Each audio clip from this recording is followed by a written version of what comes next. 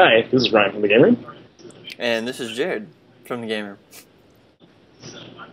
Ladies. We have some news to talk about with you guys. So there's a lot going on in World of Warcraft right now. For one, they finally have decided to open up flying mounts in Ghostlands, which is the secondary leveling zone for Blood Elves, for those of you who don't know, which is kind of exciting, but at the same time it's not really that exciting. And resilience has now been changed to linear returns rather than increasing returns, which basically means the amount of damage or less damage you receive from 30 to 40 resilience is the same as 0 to 10. You know, it's really confusing, but basically resilience isn't that important anymore. I mean, it's still really important. Just having an overabundance of it just isn't really that important. And also resurrections. Yeah. You can now resurrect party or raid members by targeting their raid frame. You don't have to go hunt their corpse anymore, which is just awesome. I'm gonna let Ryan do the DK notes real quick. Alright, Dark Simulacrum, everyone's favorite spell, now works on even more spells, NPC spells. It already worked on way too many player spells. That thing is overpowered, to say the least. Just way too overpowered. Raise Ally is now a battle res, except it's instant cast and costs 50 runic power. As opposed to the Druid battle res that costs like super mana and takes 10 seconds to cast it, so yeah. And now the most ridiculous update ever. Blood of the North for Frost now causes blood runes to change permanently into death runes. Not whenever you use this such and such attack, permanently. Which means you just can use any spell whenever you want to, ever. If you're not Frost, after this patch, you're stupid. But moving on to Druids. Alright, Stampeding Roar is now good. The talent Feral Swiftness, which currently only increases movement speed and dodge rating in Counter Bear form, now causes Stampeding Roar and Dash to break all movement impairing effects. So now we have a way to do that, because currently we don't. After they took away the whole shifting forms, makes it move breaks, all that good stuff. Life Bloom, the actual bloom of it whenever it ends is buffed by 20%. Efflorescence is basically the AoE heal for Druids.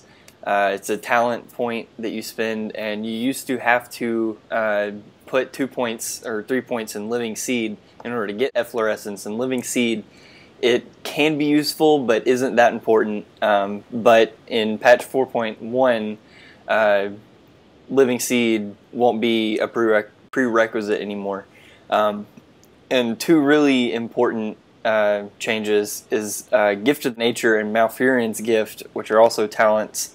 At 2 points spent in both of these talents, you basically take away the cooldown for Tranquility.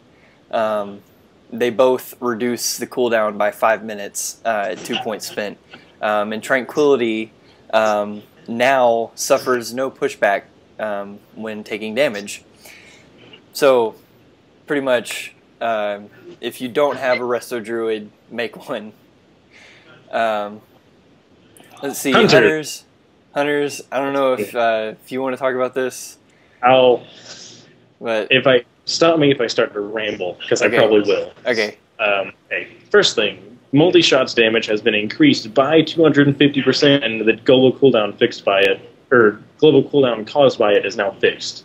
So the global cooldown matches all the rest of your Hunter shots and abilities, but 250%, that's a lot. That's a crap ton. This is mainly a buff for marksmen, because they can shoot the most multi-shots in the shortest amount of time.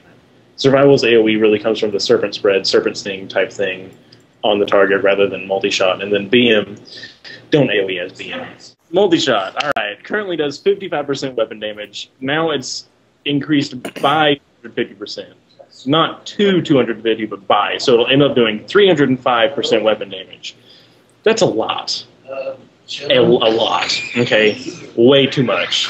But it's a buff, so I'm not going to complain about it because I haven't made any videos with my hunter yet. But my hunter's my main tune, so you can expect to see some stuff from him. Okay, more bigger stuff. Pet happiness is now completely gone. I say completely gone because it was mostly taken away in Wrath when they took away loyalty and all that nonsense. Because right now we don't really think about the pet's happiness unless we're just hanging out at Orgrimmar, like not really doing anything with our pet out. We have to hit the mend pet button every like 5 or so minutes because the glyph that makes your mend pet increase the pet's happiness, which is also gone. It's now replaced with glyph of crap. What's it called? Glyph greater proportion. Yeah, which slightly increases your pet's size. Which is retarded because if you're in PvP, that pretty much just says, "Hey, everyone, kill my pet." Yeah, which is bad for me since I play a Beast Mastery Hunter. Although it will be kind of cool to see Big Red Pet make my pet even bigger. Excited about that. Let's see. Distracting shot and multi-shot now have 40-yard range. That was mainly just a bug that was supposed to be in there, like from get-go, but... One more thing that you left out. Pets, now when you tame them, instead of going to 3 levels below your level, they are automatically your level. So, like, you can go tame any pet and not have to train it for hours before you can actually use it, which is good. Very useful.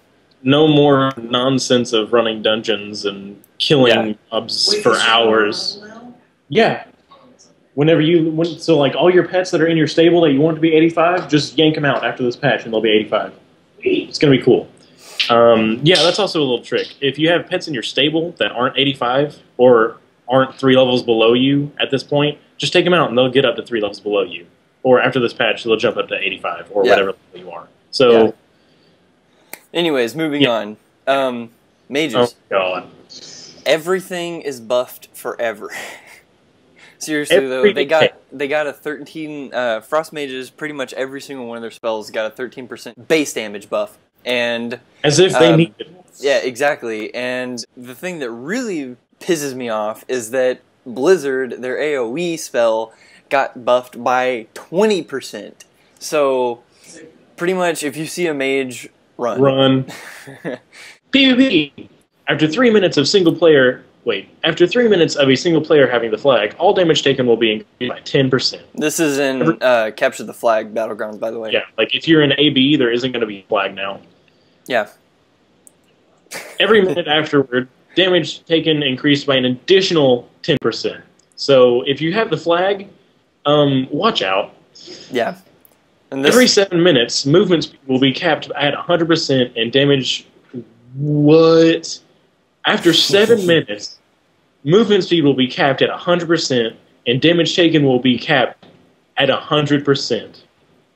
If you have the flag after 7 minutes, props to you.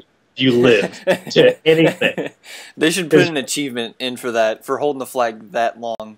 That's ridiculous. They probably will. I wouldn't doubt it. There's probably some kind of hidden feat of strength. Hold the flag for hours without dying.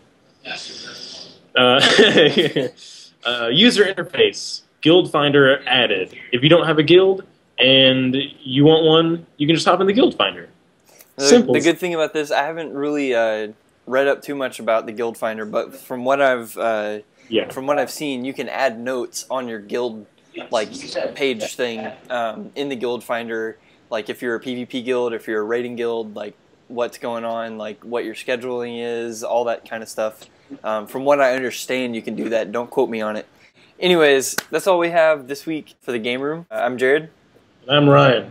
And we'll see you guys later. So...